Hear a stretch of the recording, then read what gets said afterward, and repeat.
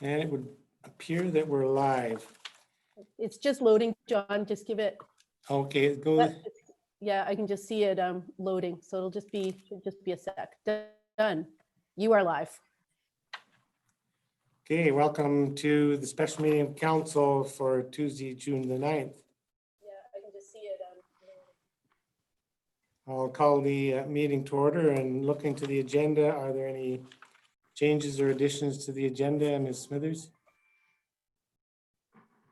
No changes to the agenda? In which case I'll move the agenda be approved as presented. Those in favor? Opposed? We're moving right down to item D1, approval of the minutes of the special meeting of council from Wednesday, May 27th. Are there errors or omissions? Seeing Councillor Sanford. Yes, thank you, Mayor Borman. Under item 119-2020, the outcome of the vote should have said defeated. It's you're right. Yeah. Any other errors or omissions in the minutes? See, now I'll move the minutes be adopted as amended. Those in favor? Opposed? Motion's carried unanimously. Councillor Sealy, I'll suggest you turn your mic off. Thank you. Now we'll move on to item F1, the Teepee Town Area Redevelopment Plan, Bylaw 2020-07. And Mr. Gravel. Great. Thank you, Mayor Borman. Just give me a second here to share my PowerPoint.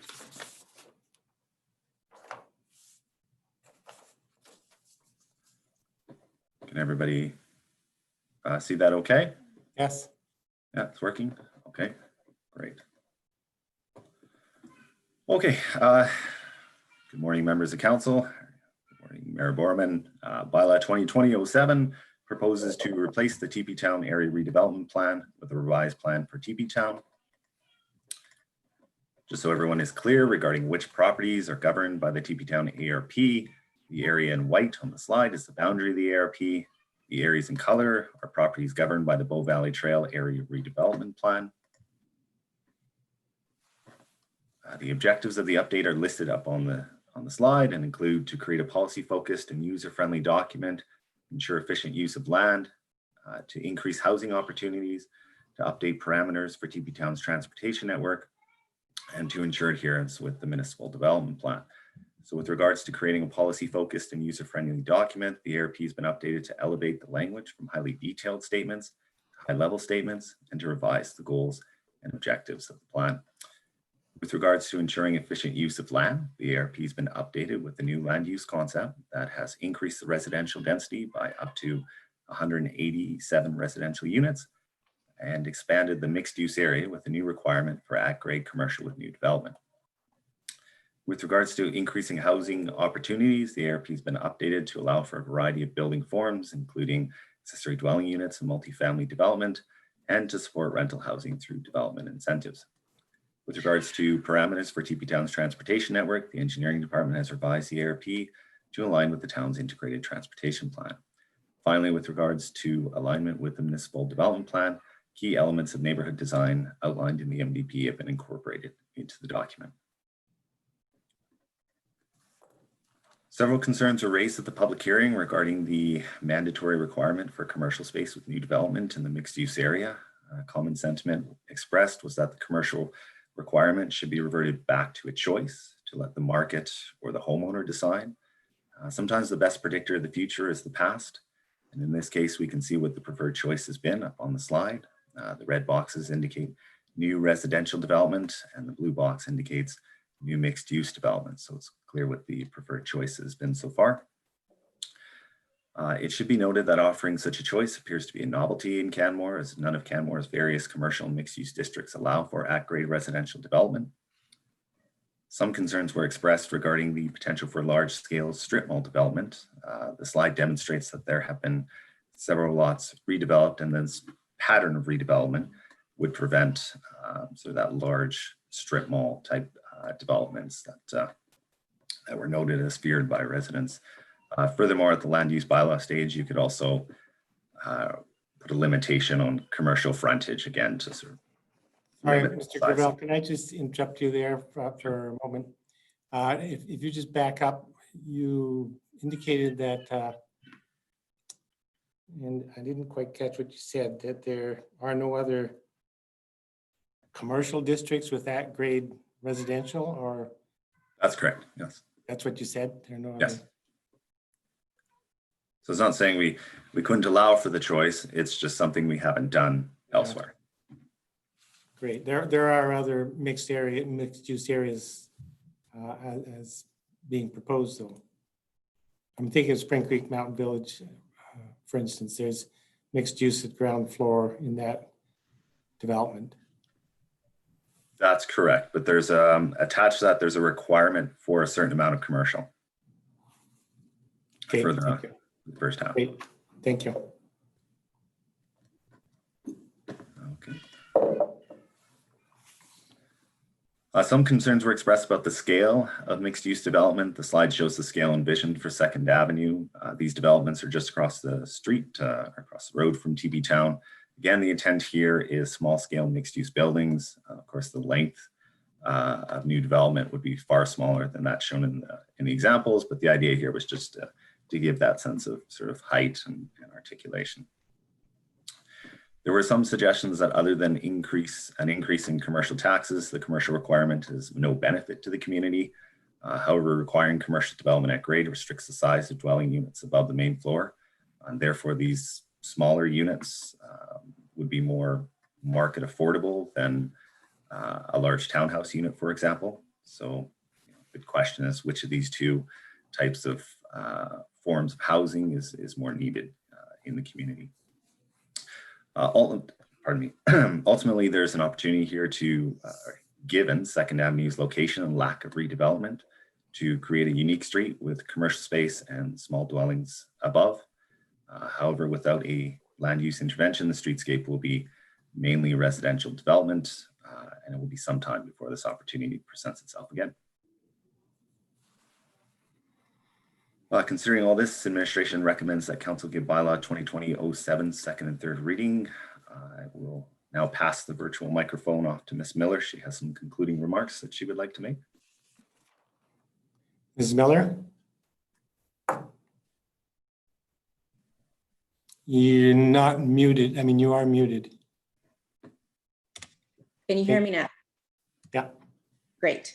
So just as council goes into deliberation on this matter, I'd just like to kind of highlight and reiterate a few of the key factors that Nathan has presented and that administration would ask council to take into consideration. The first thing is that administration views Teepee Town as an area of untapped potential for creating a more complete neighborhood with vibrant streets and places to gather. What has been proposed is not intended to spark a significant shift that will decimate the character of Teepee Town. In fact, our efforts are driven primarily by a desire to really enhance Teepee Town. Administration at the simplest level is simply trying to encourage development that currently exists, as Nathan has shown, either across the street, at the ends of Teepee Town, but for one reason or another has leapfrogged over Teepee Town. Now, we acknowledge that in some areas of Teepee Town, the redevelopment vision was never fully realized, but that doesn't mean that that vision didn't have merit. So as Nathan has shown in his previous slide, with the redevelopment that has already occurred in Teepee Town, realizing some of those mixed use opportunities are constrained. But those constraints are exactly what administration feels can make this neighborhood even greater. It's a great opportunity because the scale of the proposed commercial would have to be small, lending toward more walk-up oriented shops that could provide necessary goods and services directly to the community it is located within. There are also, as Nathan has also mentioned, a limited land opportunities left remaining in and around the town center to create opportunities for pedestrian-oriented small-scale commercial. Lands on either end of Bow Valley Trail are more likely to yield higher density commercial or industrial developments, which are less likely to have that kind of Main Street feeling. Teepee Town has direct walking connections to grocery stores and Main Street that make it a really great candidate for an extension of that vibrancy that we cherish within our downtown into some of the outer areas of downtown. As well as Nathan mentioned, the opportunities for redevelopment don't come up often. It's often decades and typically follows the life cycle of a building. So if we miss the remaining opportunities left to shift what is or what is not happening in Teepee Town, it will likely be a long time before that opportunity presents itself again. Finally, I'd just like to note that a change to policy 4.1.5, which has been a bit of a conversation point as part of the public hearing, to make ground floor commercial optional in residential buildings, ultimately it creates a status quo situation. We've already seen within Teepee Town what type of development based on market forces.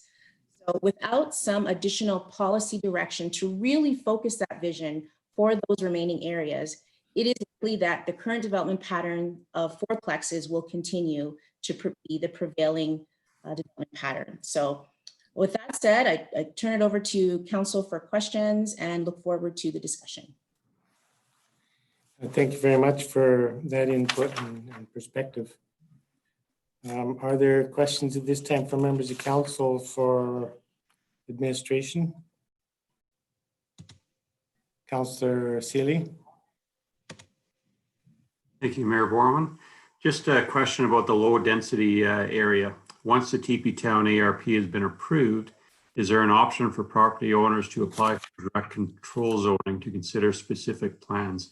I'm talking specifically about lots 1330 to 1346. Yes, that option exists for a homeowner to apply for a direct control district for council's consideration. Okay, thank you. Are there other questions at this time from members of council?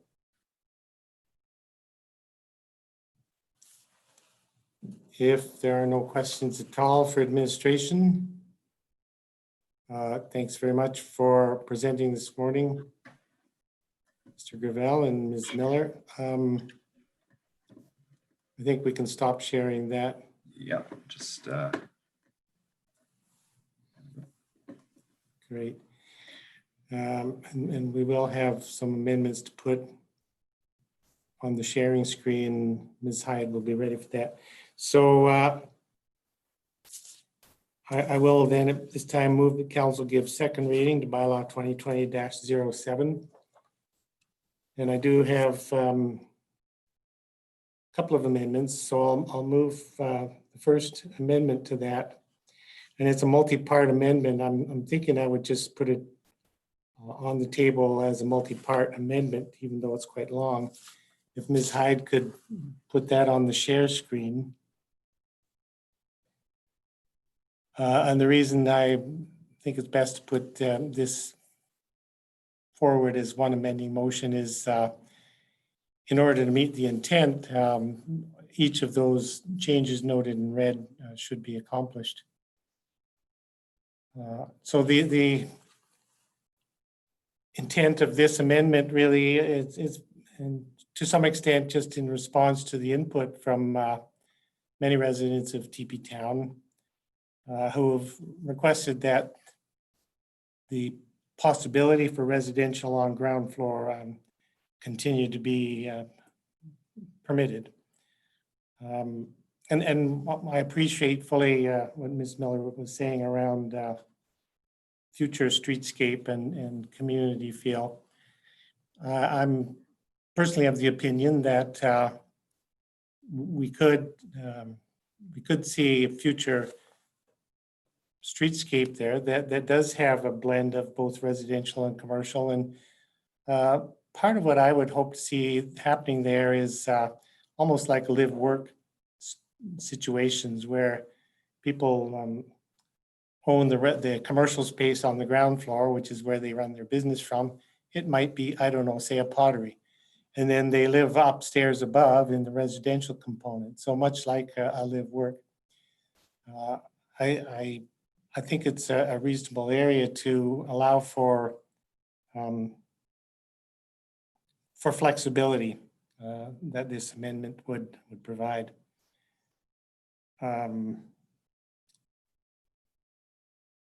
So I will put that long amendment on the table and invite councillors to speak to that.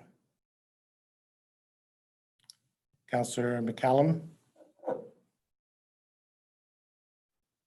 Thank you, Mayor Behrman. Are we just talking about the first motion? All of these sections, Or the whole suite? Are we? I think it's better to put them all together at the same time. Like in consent agenda format, sort of? Exactly. If Okay, one okay. section was not supported, then it really creates some problems down the road. Okay, So well, all of these changes would be required to meet the intent of allowing for that flexibility in that area. okay, well, I just want a moment to make sure that they're what I will let other people ask questions in the meantime. Is there a discussion on the amending motion?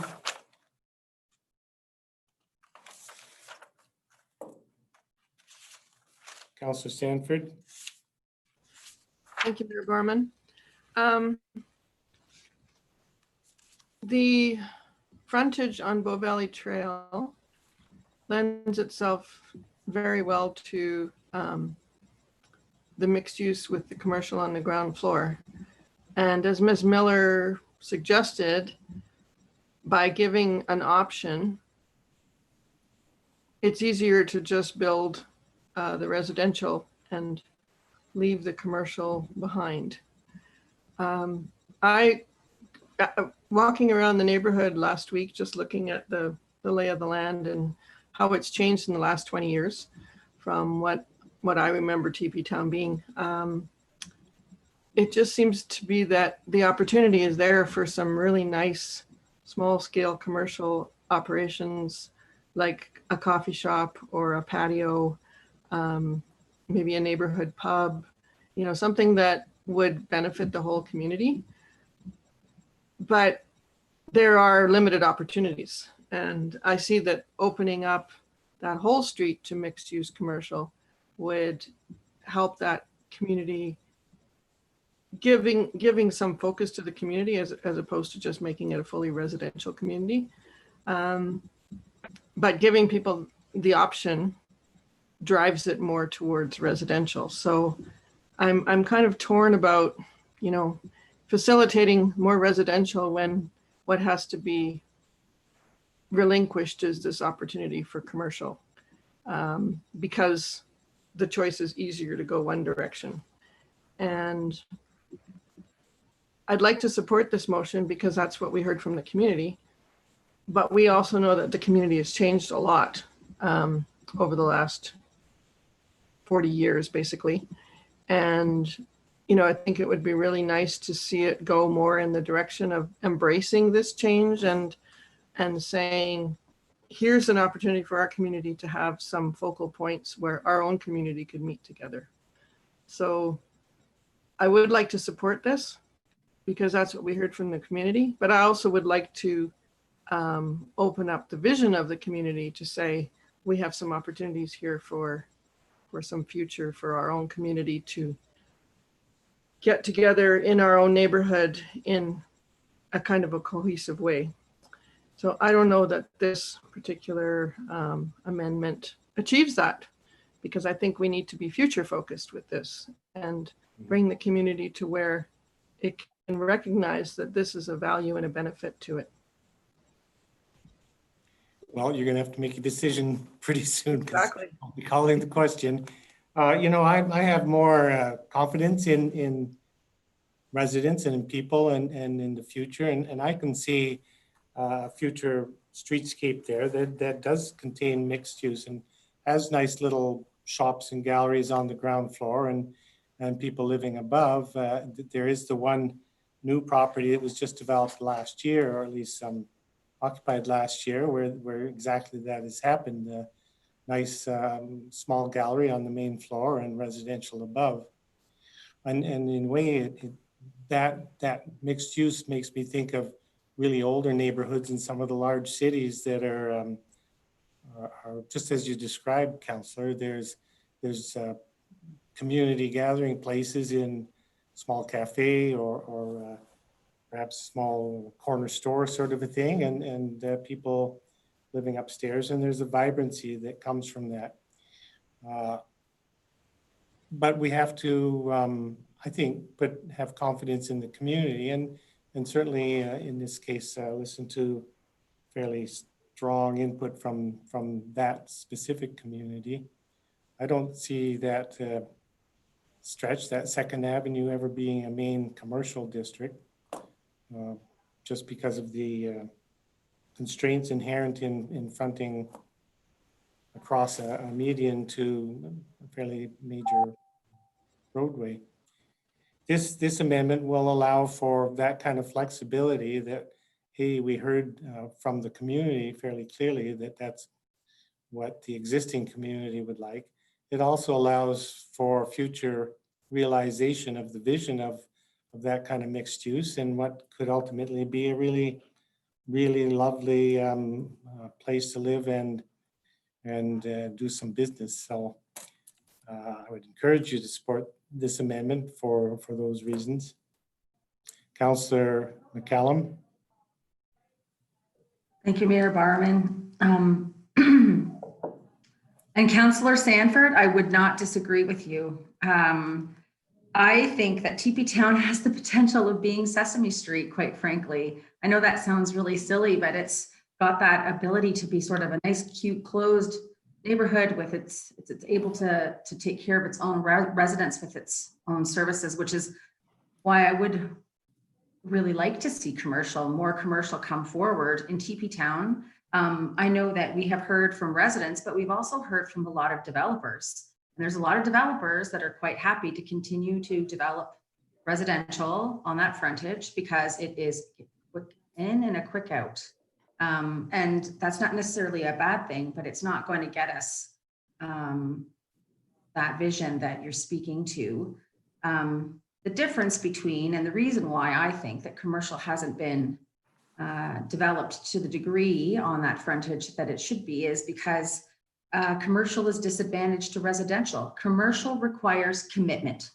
It requires commitment from the developer to hang on to that property in the long term, maybe selling off other pieces, but to rent it. And there's a lower or smaller pool of people that are looking to buy, and you can't live in your business, but you can live in your home.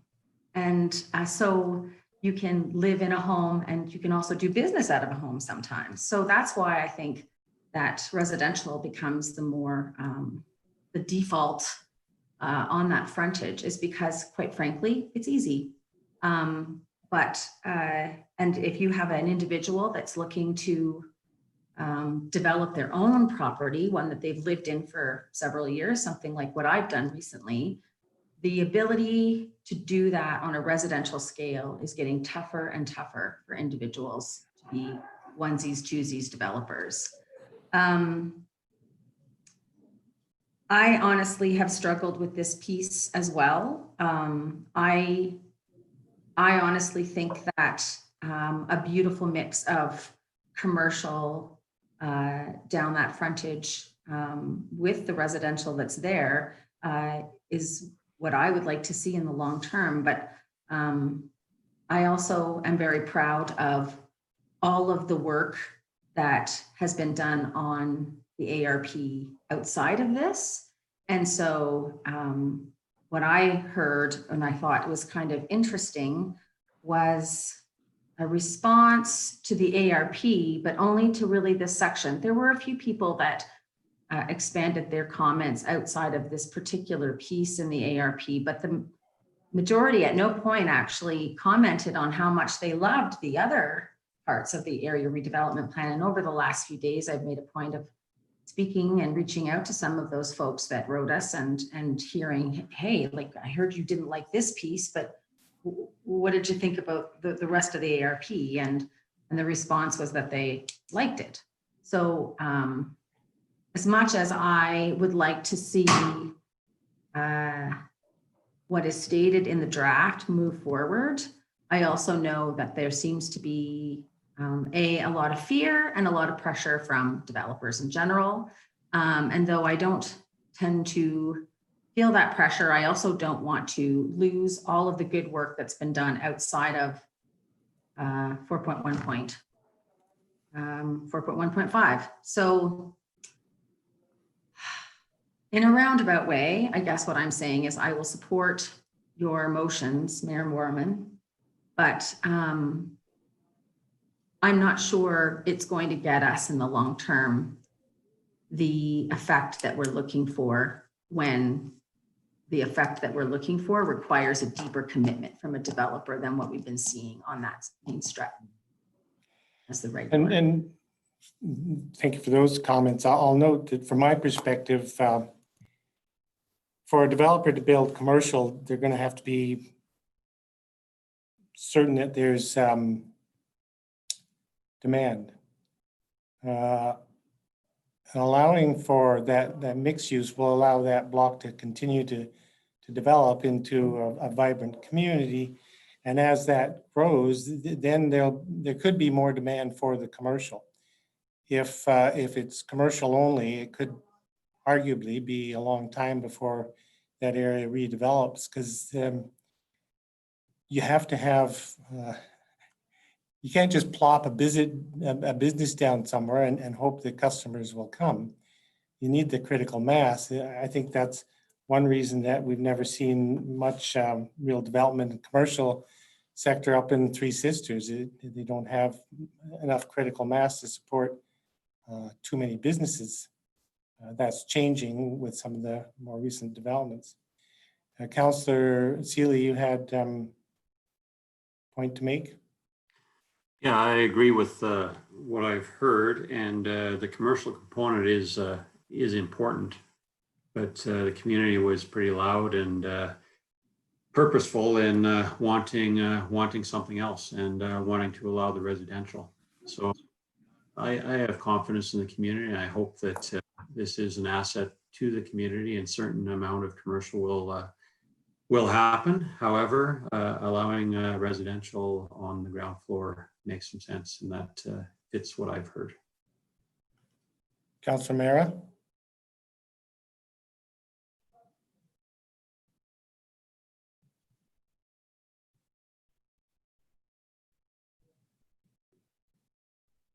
Councillor Mara, you're muted still.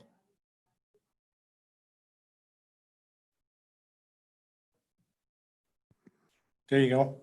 Me now? Yeah. I'm happy to support this motion. I think it shows that we've listened to the community. And I think we can have confidence, like was stated, in the community and developing their area, whether it be commercial or not. I think it's nice to have the choice. So for that reason, I will support this motion. Thank you for that input. I should note that listening to the community is not exclusive of listening to informed advice from our planning staff. We're certainly listening to that input as well. Councillor Hillstead, did you have your hand up?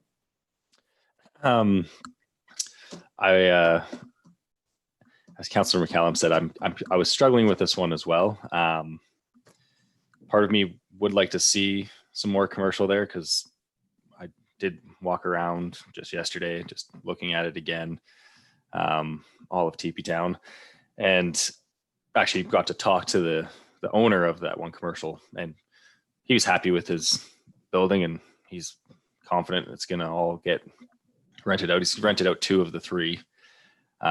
So I can see commercial working there, and his building, it doesn't look out of place. It fits the neighborhood. So part of me would like to see more commercial, but again,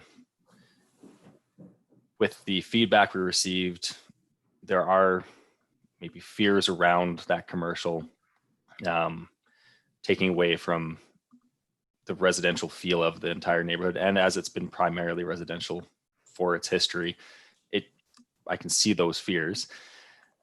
So I have been struggling with this, but I think I will support your motion, as it does give the option. Do I think we'll see as much commercial as we'd like? Probably not, but I'm hopeful that some more people will decide that commercial is the way to go, and we will see some more commercial on that that avenue. So I will support this motion. Further discussion on the amending motion then? Seeing none, I'll call the question. Those in favor? Opposed? Motion's carried unanimously. I did have one other small, shorter motion to put on the table, an amending motion, which has to do with front parking in the mixed use area. And this is just, this motion is meant to allow for parking in the front yard when it's not feasible in the from the lane. So this motion is also fairly short and pretty straightforward. So to amend section 4.1.58 under site design by adding after access and parking for residential and commercial development shall be from the lane, adding the words when this is not feasible, driveways and parking may be allowed in the front yard when they are designed to complement the streetscape. Is there discussion on that amendment? Councillor McCallum. Thank you, Mayor Barman. Can you describe to me how a situation would not be feasible? So if the builder designs the building with no parking, with all the parkings spread around as opposed to in the rear as directed in the ARP, is that considered not feasible? Or is that more like intentionally not feasible? Well, I would say that that's going to be a planning decision. So if planning agrees that it's not feasible, that's the litmus test. This isn't giving freedom to just design a property in that manner. It's, I mean, I take the wording quite literally. When it's not feasible, if planning can say, well, it is feasible, you just do this and this, making it feasible, then this this section of that, this part of that section wouldn't apply.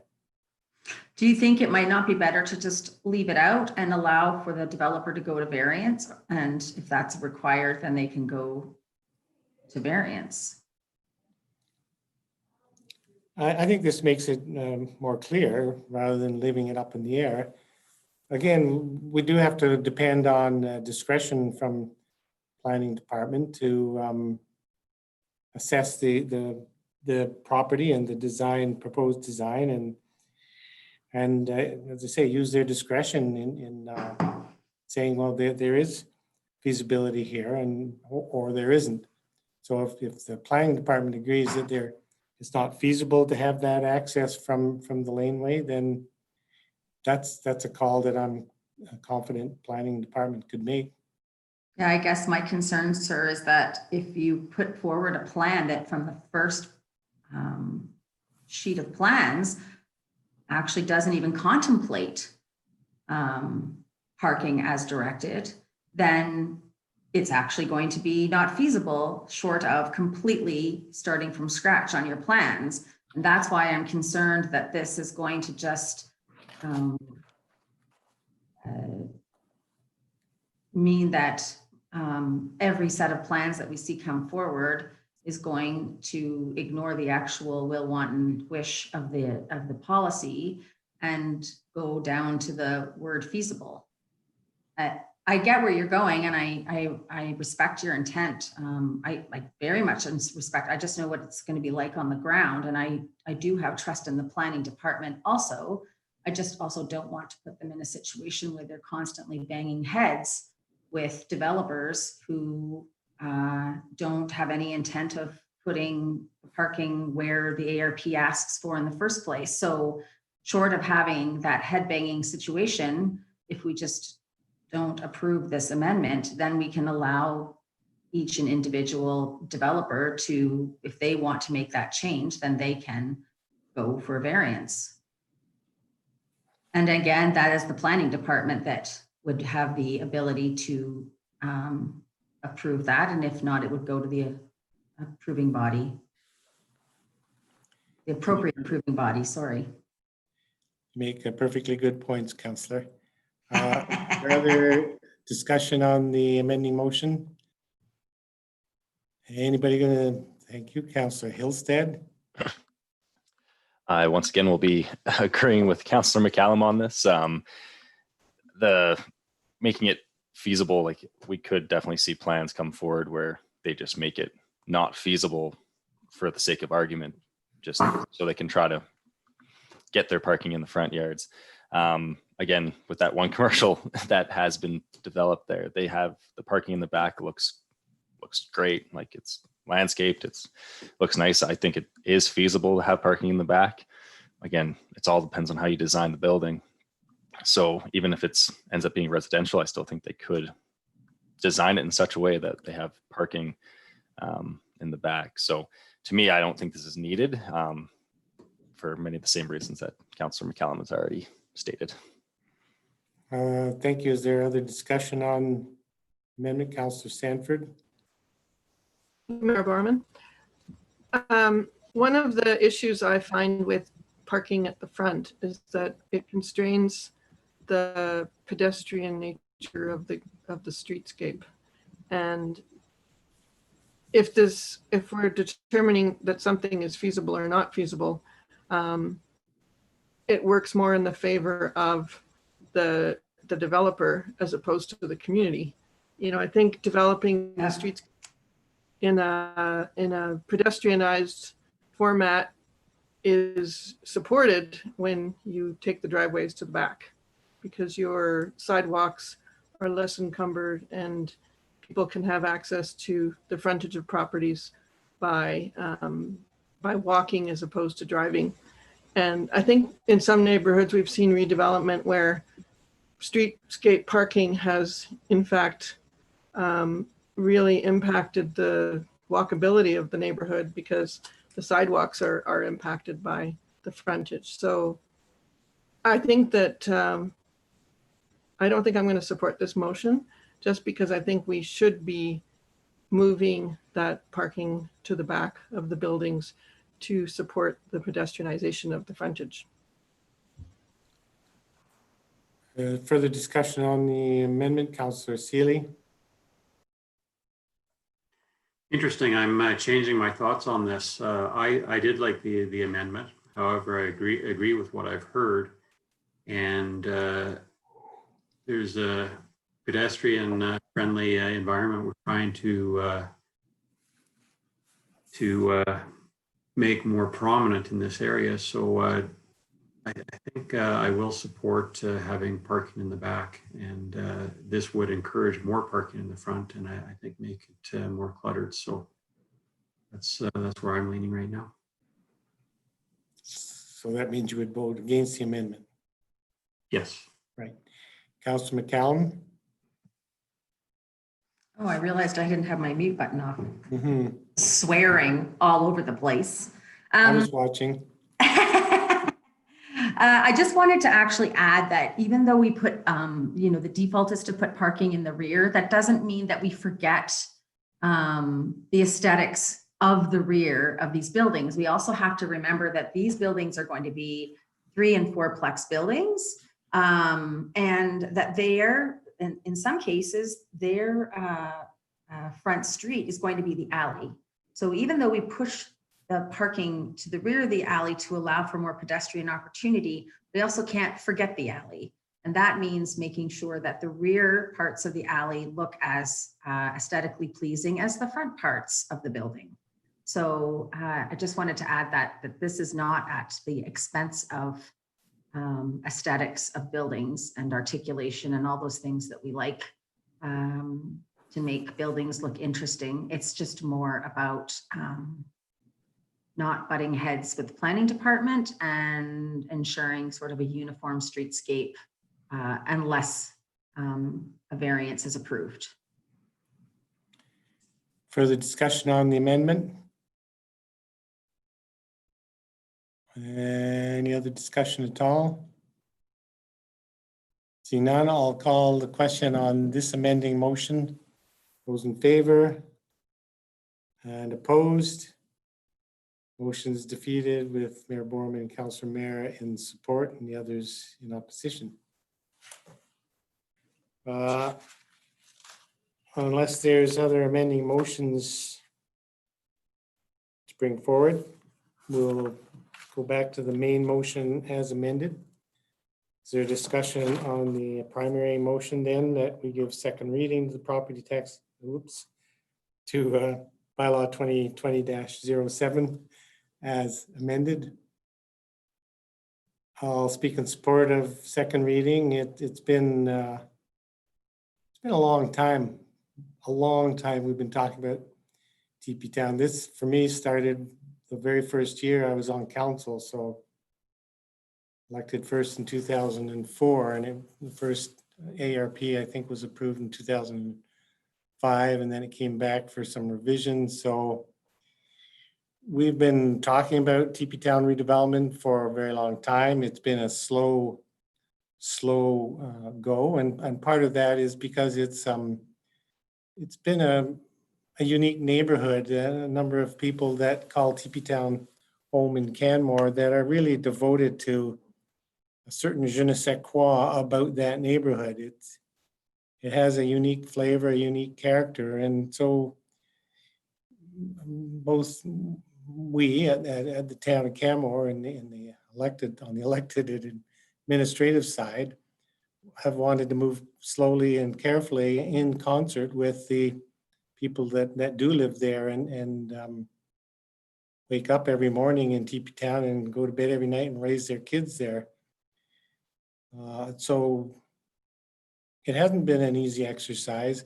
I've appreciated the work that the many residents of Teepee Town have done over all of those years as volunteers on the Teepee Town Task Force. I'm not certain how many in total there have been over the intervening years, but a lot of dedication from a lot of residents of Teepee Town has gone into working with planning and council to develop visionary plans and then to help move forward as that community changes. Clearly, there's not unanimity on the vision, but I think with the amendment that we did put in place today, that will move that needle a little bit. And I'm very confident that over time, we will see a really interesting development in that area. So I am quite happy to support second reading of the bylaw at this time. Are there others? Councillor Sanford? Thank you, Mayor Barman. I too am happy to support second reading of the Teepee Town ARP.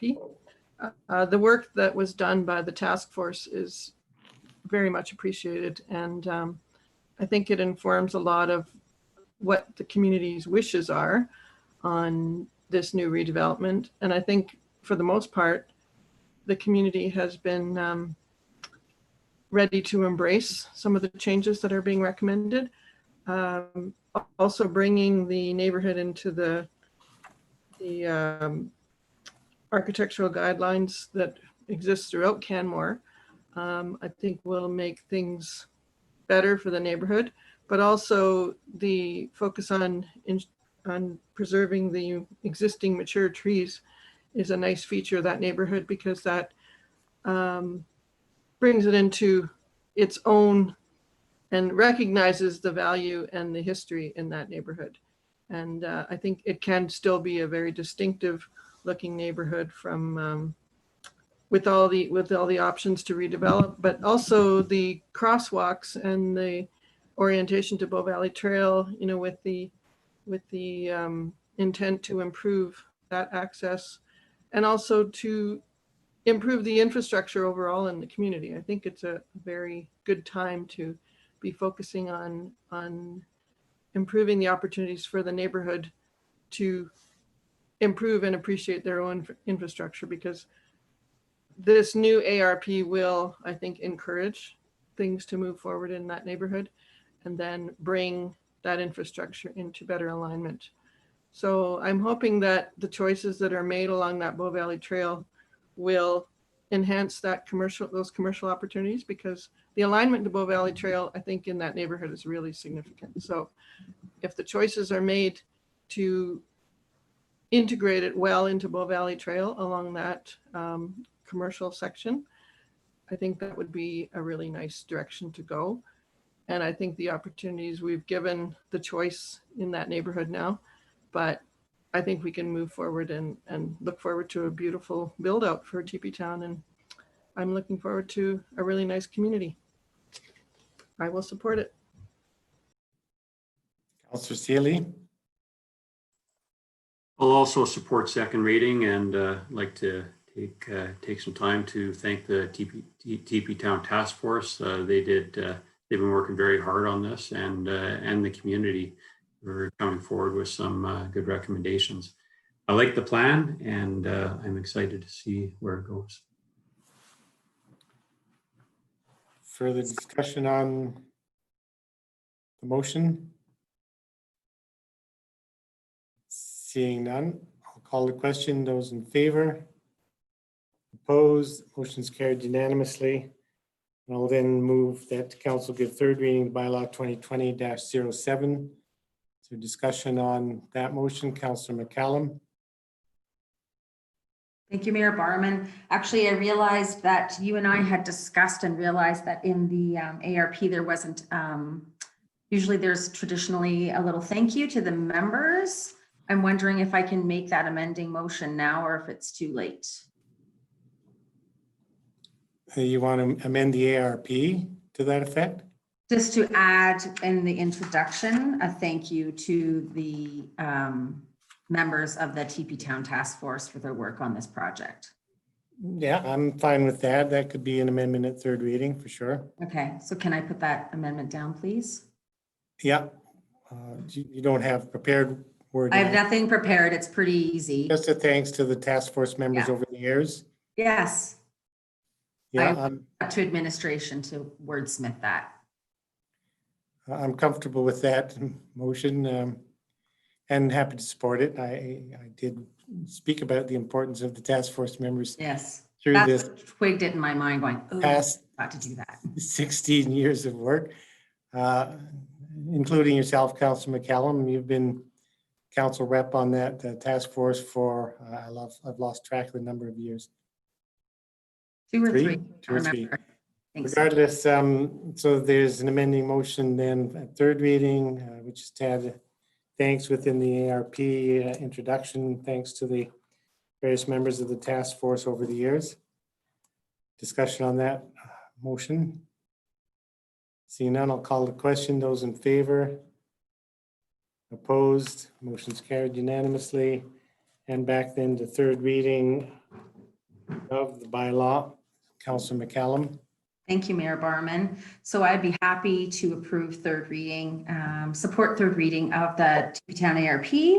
This has been a bugbear of mine for the last 3 years, and I'm glad that we're finally at this moment, looking forward to the regulation coming forward in the near term. I think what we need to remember about ARPs and about planning in general in this fashion is that we're not in the business of providing great profit margins for developers. We're in the business of creating great neighborhoods. And I think that that's what Teepee Town is a great neighborhood. Certainly we want people to be able to redevelop their properties and, make some money while we're at it. But I found that the onslaught of developer opinions over the last 2 days was a little overwhelming. Because what I really wanted to hear from was the people of Teepee Town and what they wanted and the vision that they saw for their neighborhood, because they have a beautiful neighborhood with an incredible amount of untapped potential.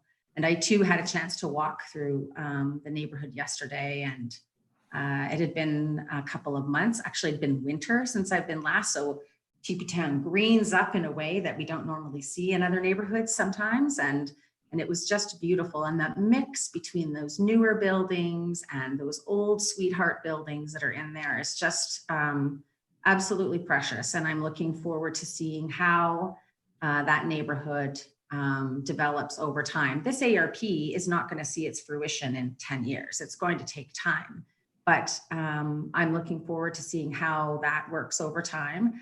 I'm not joking that I think that Teepee Town is like Canmore, Sesame Street. I truly believe it could be that way. It's a very tight-knit community, and it has, in my opinion, a lot of locals, and this ARP will continue to attract primary homeowners to that neighborhood because it is so close to downtown and yet quite central on Bow Valley Trail if you need to get out of town. So I'll be happy to support third reading. I appreciate all the help and assistance of the task force members and as well as administration during this process, especially Mr. Nathan Gravel, who worked tirelessly on this project.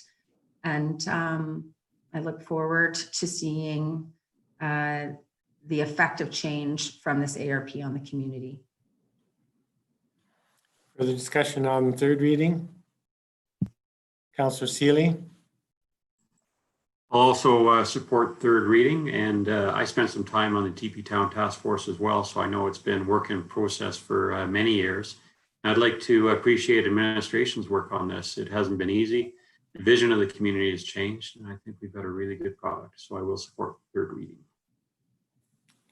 Further discussion, Councillor Hillstead? I'm also happy to support third reading. I just want to thank the task force and administration for all the hard work that they've done.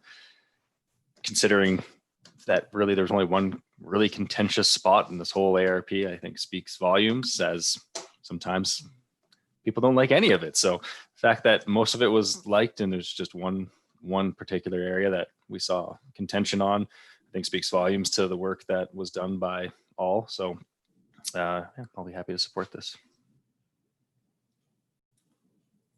Any further discussion? Seeing none, I'll call the question. Those in favor? Opposed? Motion is carried unanimously, and we have a new ARP. Yippee! And I'll add my thanks once again to administration, to planning department for all the work that's gone into this, and it's a lot of work. And as I said earlier, it's been years worth of work. So thank you to planning department and to the residents of the neighborhood who have been along for the whole ride as well, and putting a lot of their own time into it. With that, I will move on to item G1, property tax bylaw 2020-12 and supplementary property tax bylaw 2020-13. And Ms. Rogers, you presenting? Ms. Richardson? You're stuck with me again. Oh, that's okay. I will just share my screen with you here. Here we go. Okay, good morning, Mayor Borrowman and councillors. I'm here today regarding the property tax bylaw and supplementary property tax bylaw. As an update to where we are currently sitting in the process, assessments were mailed out back on February 13th. Property owners typically would have had until April 21st to resolve any questions they have with the assessor or to file a formal assessment appeal. However, because of the current pandemic, that deadline has been extended to July 1st by ministerial order. These rates also include the reduction to the 2020 tax requirement that was approved at the council meeting on May 27th as part of the COVID-19 financial response. Our recommendation today is that council give first, second, and third reading to property tax rate bylaw 2020-12, and that council give first, second, and third reading to supplementary property tax rate bylaw 2020-13. So some procedural notes right off the bat. Property tax rates must be set through bylaw, and that responsibility cannot be delegated. And everything prepared and that I'll be presenting today has been done in accordance with the property tax policy that was approved back in 2015. So these are the amounts that need to be collected through property taxes. The municipal taxes and PAH amounts are set through the budget process. And this year, the municipal tax amount was further adjusted in response to the current COVID pandemic. The seniors requisition comes from Bow Valley Regional Housing. We have also received a preliminary education property tax requisition from the province for use when setting these annual tax rates. And the designated industrial property tax comes from Alberta Municipal Affairs. So the analogy that's been used in the past is of the pies. So these are the overall pies that we're looking to collect. If we compare these to 2019, as discussed, the municipal taxes were held to the same 2019 levels, net of growth. PAH was reduced by 25,000 compared to 2019 back in the budget amendment process in the fall. The seniors requisition amount is down about 14,000, that's about 2%. Now for provincial education taxes, while the province has held the overall collection to the 2019 level, our equalized assessment increased. Basically, our assessed values increased more than most of the province. And so we get allocated more of that collection. You may also recall that due to budget delays last year, we needed to estimate our provincial education requisition at the time of setting mill rates. So there is a difference from that we need to collect this year as well. All right, can I just interrupt for some clarification? Of course. The just back to the last slide, looking at the provincial education taxes at 20.7. In the draft bylaw itself, maybe I'm not including, I'm trying to, that 20.7 million, is that the total of the Alberta School Foundation Fund and the Christ the Redeemer Fund? Is correct. That It's split between the two. Okay.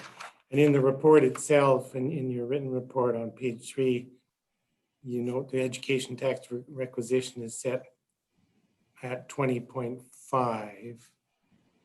So there's a small discrepancy between that and this slide, and what, well, that's the additional 205,000 Correct. That's the remaining difference from last year. Okay.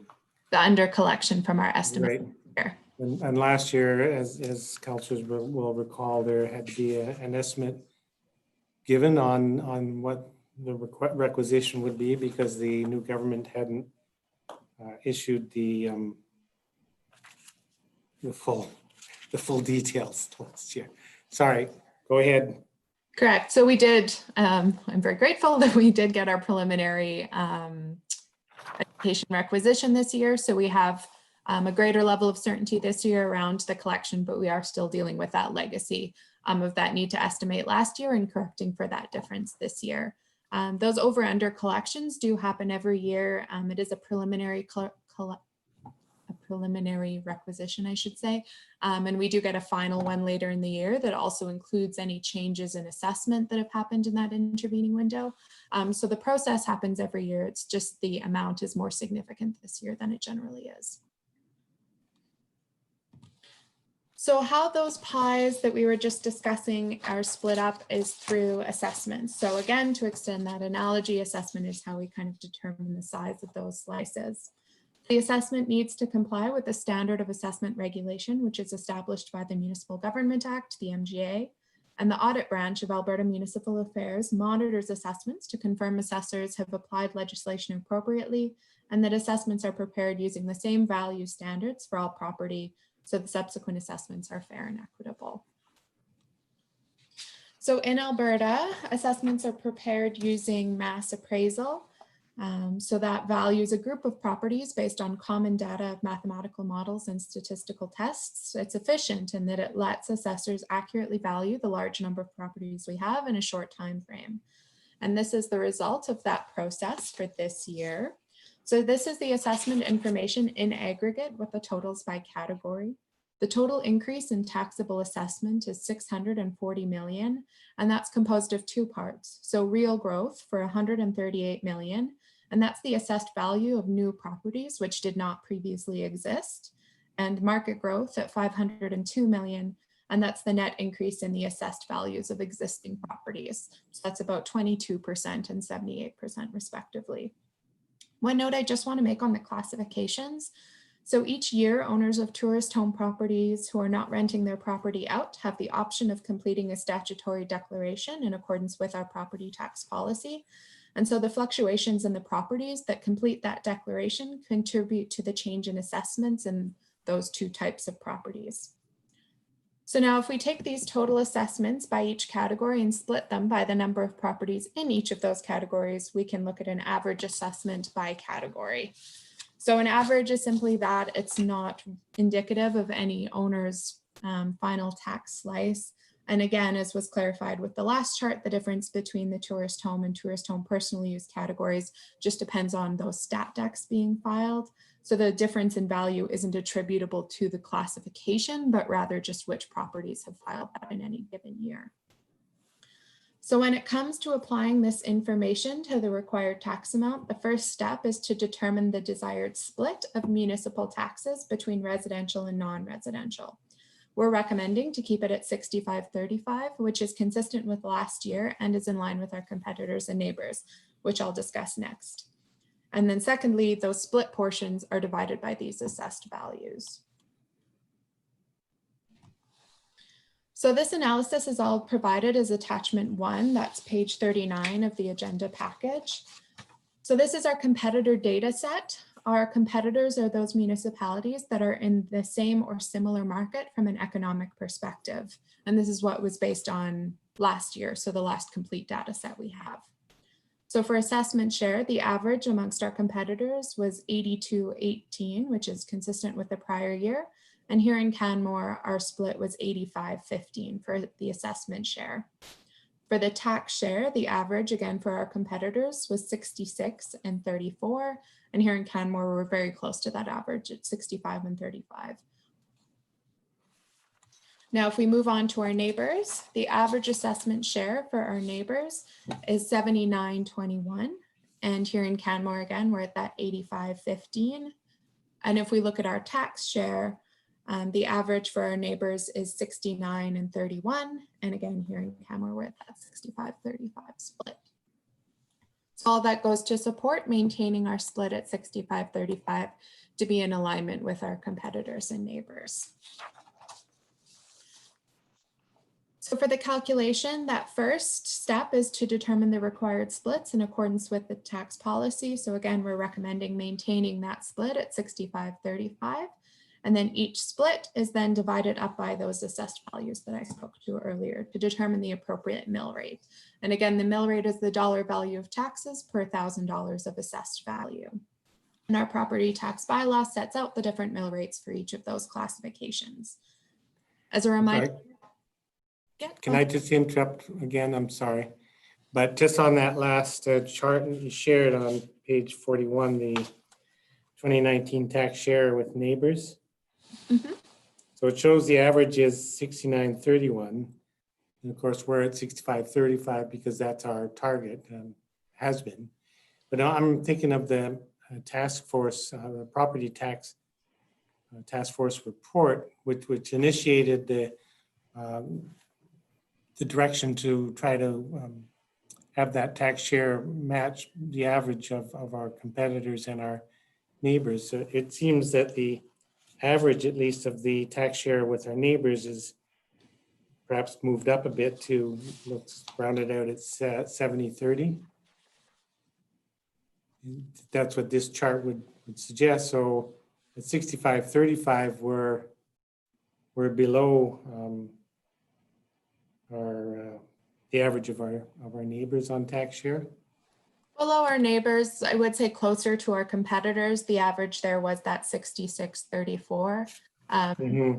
The property tax policy did say we didn't need to be at the exact average. It was more an overall trend in alignment with our neighbors and competitors.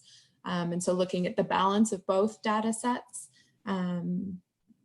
we are still kind of sitting in the middle there, but we can continue to monitor it. And if we do see that those are continuing to trend upwards, then we would consider a revision to potentially look at that split again. Great, thanks very much. There aren't any more questions on those. I think my final point here was just that, again, there are those different combinations. So not all properties pay all taxes. There are different mixes depending on the nature of the property. So this is how all of those calculations ultimately spit out. So based on those budgeted amounts and the received requisitions, the determined split and the assessment data, this is where those rates finally land. Two items I would like to note here. So this is where we can see the multiplier that's applied to the tourist homes, the ratio of 2.9 to 1. And a second point I'd like to make is the MGA wants municipalities to conform to a tax ratio no greater than 5 to 1. And so we can see that for our non-residential properties, we're currently at 3.07 to 1.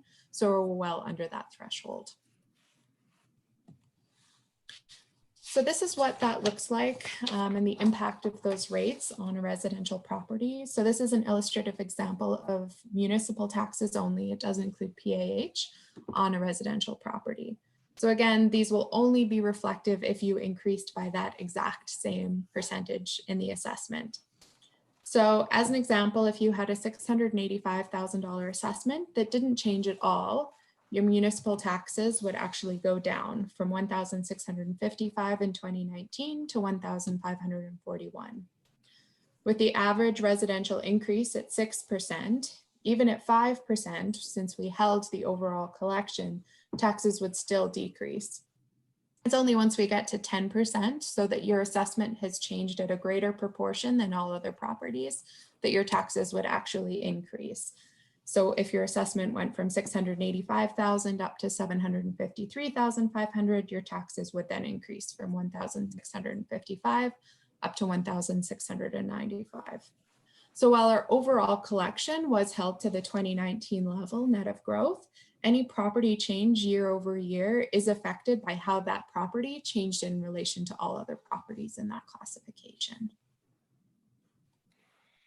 I think just when we're talking about that average impact, it is important, at least it's important to me, that we underline for the better understanding of the residents that when they see their tax bill, the presentation you're giving us is around municipal tax requirements, and the tax bill itself, about 50% of that is reflecting the provincial requisition for education. And you note that the requisition from the provinces here is increased, I guess, about 10%, $2 million or so. So that's outside of the town's control. The province has increased their requisition by 10%. That'll have an impact on the total tax bill that residents see. So I just want to make sure that we keep that clear for any members of the public that are actually paying attention to these discussions.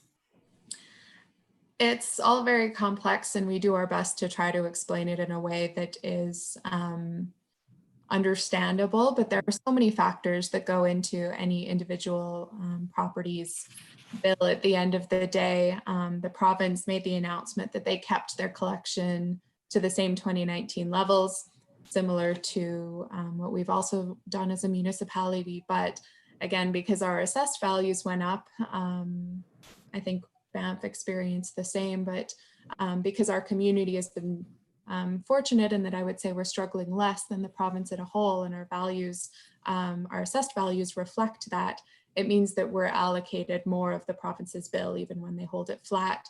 Similarly, at a micro level, when we look at any individual property, it's not just our overall collection and the fact that we've held it to those 2019 levels. If your assessed value has changed significantly, you could still see an increase. So there's a number of factors at play, both at the provincial level, which we have zero control over, and also how the assessments play out, which again is also governed at the provincial level and it isn't within administration's control. Great, thank you. So here it's a different way of looking at it, and it does get to that piece you were just alluding to, Mayor Borman, of the other pieces of the tax bill. So this includes the municipal portion, the seniors, and the education. And this shows what those mill rates result in per 100,000 in assessed value. So this isn't the change year over year. This is just what that mill rate applied to 100,000 in assessed value would result in. So it's a different way of looking at it. If you had a property worth 700,000, you could, as a proxy, do 7 times those amounts to kind of roughly approximate what your bill might be, and includes those other pieces. So the next piece is, again, looking at that competitor and neighbor data set. So the chart on the left shows the number of residential dwellings. It just gives an indication of the size of the communities that we're comparing ourselves to. And the table on the right shows the residential tax per dwelling, again, for that competitor data set. So the average residential tax per dwelling for our competitors was $1,763 last year. For 2018, it was $1,670, so it had gone up slightly. Here in Canmore, our average residential tax per dwelling was $1,940, so slightly higher than that average. And again, was slightly higher in 2018 as well, so following the same trend. If we look at the neighbors data set, again, on the left, you can see the number of residential dwellings, again, just that indication of size. And on the right, we have the residential tax per dwelling for that neighbor data set. The average for those neighbors was $2,004 in residential tax per dwelling. And again, for Canmore, we were at that $1,940. So Chestermere and Beaumont, you can see at the top in that table on the right are some slight outliers. If we exclude those two, the average drops to 1,903. So we're really close to that average. Again, this all goes to support continuing the split. So just out of curiosity, if we're going to drop the top 2 outliers, why wouldn't we drop the bottom 2? We could, they just, again, just different ways of looking at the data. They seemed more on the high end. The bottom 2 are kind of, there isn't that same distinction between the bottom 2 and the next. Mm-hmm. Just trying to look at it different ways, but that was just based on kind of visual. That wasn't a statistical analysis on our part. Mm-hmm. So if we look at the average, including everybody, to use the same data set across the board, the average is 2004. Mm-hmm.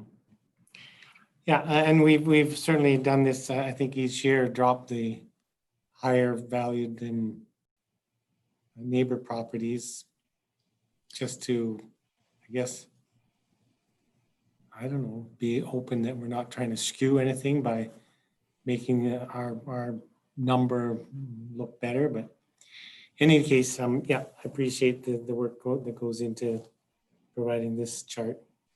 And in some years, I think it is more extreme. Last year, it was only, I believe, Chestermere that we excluded. It was only one other neighbor data set. And again, it was just kind of based on the visual of how far out that one was compared to some of the other ones. Do include the overall average. Again, just different points of comparison. Yeah. This is a chart that I refer to pretty regularly when I'm talking to residents about their taxes. Might be interesting to include City of Calgary in this chart next year, given what's happening to residential taxes there. I'm just saying.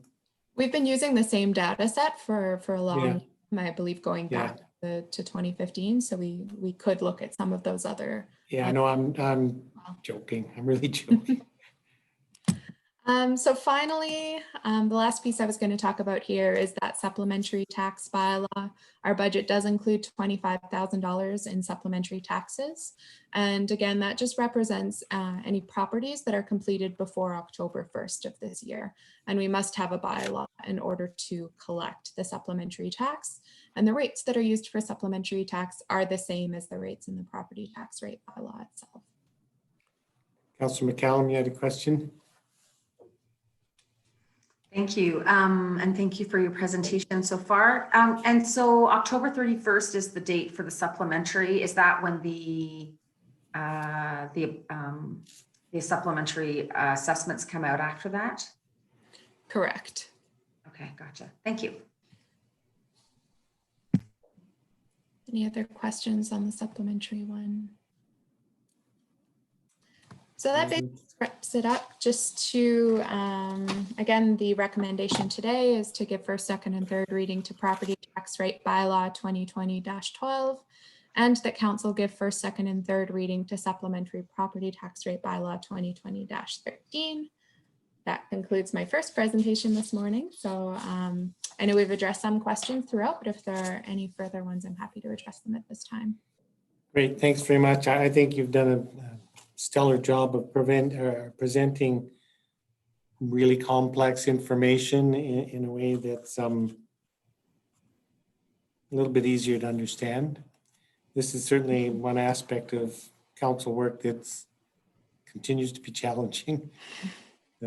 It's a complicated piece of work, but I really appreciate the way that you present the information for council to consider. I just had one observation, and just a correction actually from the report, in case anybody, as I say, anybody in the public should actually read our agendas. I don't want misunderstanding it to be out there under financial impacts. The report, I think, has a typo, and it notes it refers to the Canmore Community Housing Corporation requisition. But of course, CCHC is not a requisitioning body. It's just at their request.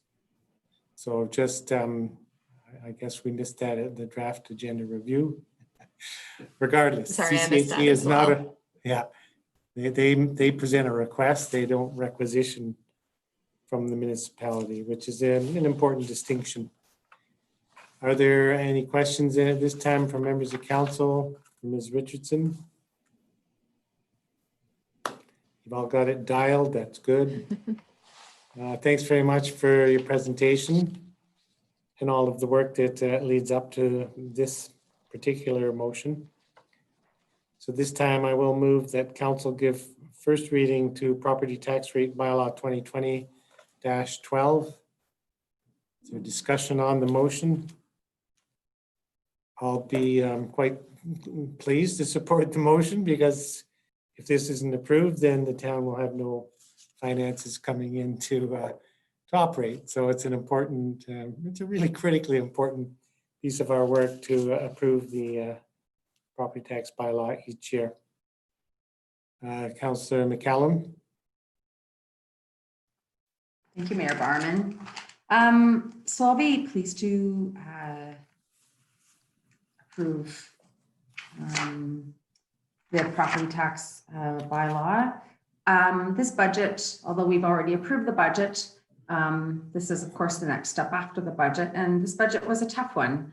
You know, this is really our COVID budget, our COVID 1.0. We have no idea what 2021 will look like, but the work done by administration and approvals and work done by council are a reflection reflected within this bylaw, in terms of the fact that we are providing a 2019 requisition in taxes to the community. That being said, it's not going to come without some discomfort. There are services that we have had to give up this year to be able to bring that number down to 2019 levels. And I don't think that perhaps the community is aware of what that's going to mean, in particular in the summertime. So the flower barrel programs, the landscaping, all of those expectations that we normally have for staffing and for beautification of our community is going to be of a lower level of service, so that we could provide this lower tax amount to our community. So again, it was a lot of work to get here, and we know that essential services are running and that they're running strong in our community, but these some of the items that we're more used to, that are more wants versus needs, are going to be scaled back this year, and this budget is a reflection of that. That's all I have to say. Councillor McCallum. Councillor Sanford. Thank you, Mayor Borman. I too will support the property tax rate bylaw. I really appreciate the level of detail and analysis that was presented in both the written report by Ms. Richardson and her presentation. I think it makes it comprehensible, because there's a lot of information here and there's a lot of variables that change like the real growth versus the market growth. I mean, I think that's a significant thing to understand for the community, is that as we have development, we grow, but also the value of what we have grows.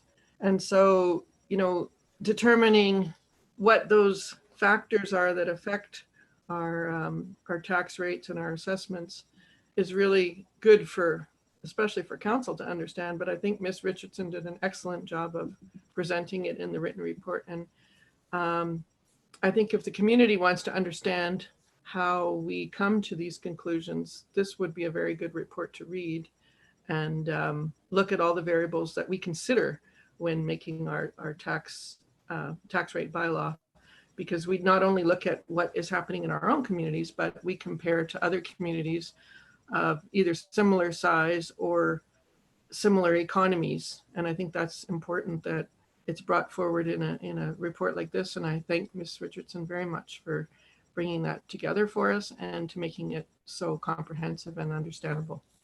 I would be happy to support it. Yeah, and to that point, perhaps I'm thinking perhaps we should make this report required reading for anybody that wishes to protest their taxes with the council. It's nice when people understand the detail of work that goes into these decisions. And this is, well, there's a couple of points during the year where we have these sorts of conversations. And the first, as Councillor McCallum referenced, is at budget decision time. And this is also a critical point, the property tax bylaw. So, yeah, other comments or discussion on the motion? Seeing none, I'll call the question. Those in favor? Opposed? Motion's carried unanimously. I'll then move the council gives second reading to property tax rate bylaw 2020-0-12. Discussion on the motion. Seeing none, I'll call the question. Those in favor? Opposed? Motion's carried unanimously. Move the council go to third reading of the property tax rate bylaw. Call the question. Those in favor? Opposed? And I'll then move the council give third reading to property tax rate bylaw 2020-12. Discussion on the motion. Seeing none, I'll call the question. Those in favor? Opposed? Motion's carried unanimously. And I'll now move the council give first reading to supplementary property tax rate bylaw 2020-13. Discussion on the motion. Seeing none, I'll call the question. Those in favor? Opposed? Motion's carried unanimously.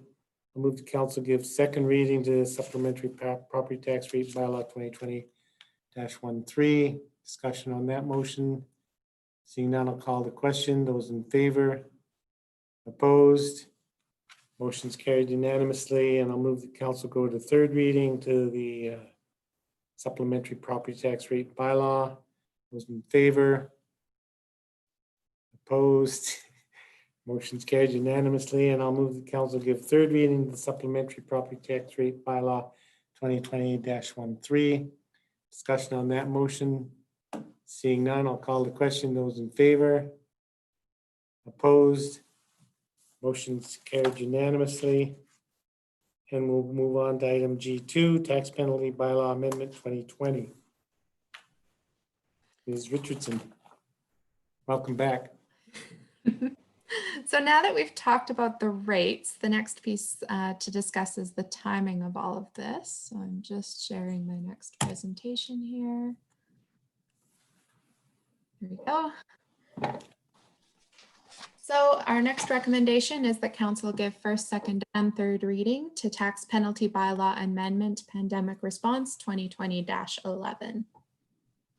So with some background, on March 23rd, the government of Alberta announced the education property tax freeze that we spoke of a bit in the previous presentation, but also a 6-month deferral of non-residential education property tax. So that 6 months would be from April 1st to September 30th.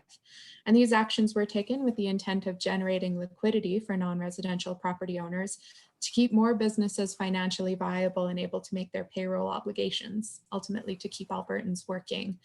Municipalities were then encouraged to consider similar deferral programs for the municipal portion of non-residential property taxes, again, to further support those businesses. So our recommendation is that in order to support these local businesses, we're recommending matching the deferral that it was committed to by the province with the same deferral for the municipal portion of property taxes. Additionally, as many individuals are as challenged personally by these difficult economic times, not just businesses, we're recommending providing the same deferral to residential property owners. So essentially, we'll be covering the education portion of that in the short term as well. Ultimately, we'll have one consistent property tax deadline for both the municipal and provincial education portions of taxes owing for all property classes, both residential and non-residential. So some mechanics of how this works. So here at the town of Canmore, our property tax penalty dates are governed by a specific tax penalty bylaw. So we're recommending an amending bylaw to the tax penalty bylaw that will stipulate the deferred tax penalty dates for the 2020 tax year only. Essentially, this amendment will expire on December 31st of this year. And if I can just interrupt there, so then with this with this expiring, then the would it revert to the bylaw that had been amended, or would there be a new bylaw? Would go back to our current tax penalty bylaw. Right. And you So may this- recall, sorry, go ahead. No, go ahead. We did amend that one in the fall. So in terms of understanding the impact of this, 2020 was going to be our first full year under the last revision we made to the tax penalty bylaw, ultimately not knowing that this whole pandemic would unfold the way it has. So this would have been the first year under that penalty bylaw. Once this amendment expires, we'll go back to kind of our previous plan and our previous schedule in that existing bylaw. Right, so it's meant to be a short-term amendment. Correct, just to address the emergent situation this year. Right, and typically we would expect the bylaw we approved last year to extend through several years. That would be our intent. Right, thank you. So this is what these new timeframes will look like. So extending the property tax deadline, normally it's the last business day of June. Now it will be September 30th that property taxes are due, and penalties will be applied then October 2nd and December 1st. So property owners will have until September 30th to pay without penalty. However, I would like to take this opportunity to encourage those who can make payment earlier to do so, to generate that cash flow that allows us to continue to maintain the essential services that we have on offer. We're offering this extension for those individuals who may need some extra time, given how challenging this year is posing to be, but we would like to make the kind of plea that anybody who can make payment earlier do so to generate the cash flow that we need to continue to meet our obligations and offer the essential services that we provide. So that concludes this presentation. So our recommendation again was that council give for second and third reading to tax penalty bylaw amendment pandemic response 2020-11, and I'm happy to take any further questions at this time as well. Thank you very much. Councillor McCallum. Thank you, Mayor Barman. Could you go back to the previous slide, Ms. Richardson? This one was the time frame? Yeah, that's great. So your final, and it's in the report asking that people who can pay their taxes earlier, please do. So people who are on the TIPS program, how would this apply to them? Would their new taxation amounts start after September 30th, like the readjusted based on any increases on an assessment? No, so actually, so you may recall we had the option to defer. So there was that 3-month kind of deferral window that we gave individuals the opportunity, if they were on TIP, to put their account on hold for those 3 months. So the automatic withdrawals wouldn't happen for April, May, and June. And ultimately, the way the mechanics of the TIP program work is it rebalances in July. So essentially, once we have those tax notices, it rebalances to the amount that is on the notices. So now that any individual's or business's tax bill is known for the year, if they're on the TIP program, it will rebalance to that amount. So that happens in July. Okay, so the rebalancing will happen in July, but so if you, So the, so it's not going to be aligned this year. Usually that rebalancing, like July is when we ask for taxes, as you pointed out, the last day of June rather. And then Correct. that's also generally if there's a catch-up payment on your tips payment, that's also when that happens. So it will still be happening in July. It's just that if people are paying lump sum taxes, that will occur September, that will be required September 30th. correct. Correct? Okay, all right, perfect. And so just if I could, we did consider, there's affordability concerns, I guess. So because the way the TIP program works, if we were to extend the deferral period longer, and absolutely we can work with people, you know, I spoke to how challenging we're anticipating this year to be, which is why we want to offer more time for people who may need it. But the way the TIP program works, if we were to kind of defer taking out any of those amounts to those last 3 months of the year, those would just be such significant portions coming out of Yes. amounts. That was something we considered, but ultimately those bills coming out over those 3 months, or I shouldn't say bills, but the amounts, it's split over a shorter time period and ultimately increases that much more, which is why we explored the option of have it continue to rebalance on the usual time frame to have that increase split over a 6-month window, the remainder of the year rather than 3 months, to spread it out more. But if people are struggling financially, they can choose to make the one payment closer to that deadline if that works out better. Okay, but just to confirm my other point, that if people are paying by the TIPS program period, that's assisting with that. Please pay your taxes if you can request. Correct. We did have, I believe, ultimately at the end of the day, 400 accounts that took us up on the utility and property tax deferral. The number escapes me right now, but there are still a number of individuals who have remained on the TIP program, and those amounts will continue to come out. And we would encourage as many people to remain on the program and as can do so. Can you remind me how many accounts are on the TIPS program? I remember this being asked a few meetings back, and I do not remember. The number is escaping me right now as well. That's okay. I just thought. I want to say, no, I don't want to say. No. No. Don't go on the record. Don't do it. It was Don't do recent. it. I have Okay, too many that's numbers okay. in my head today. I'm sorry. I hear you. That's okay. Thank you very much. Thank you, Your Worship. Councillor Sanford. Thank you, Mayor Barman. My question too for Ms. Richardson is about the TIP program. Is that cash flow need that we have month to month being fulfilled by the payments that people are making on the TIP? Or are we still having to go into reserves? So not necessarily our reserves. We do have sufficient balances, I believe, in our cash balances, and also enough liquidity in our investment portfolio. I have liquidated some of the short-term investments we have. But that being said, we're able to manage it, which is why I'm comfortable with the timeframes we've put forward. But it is challenging, and so.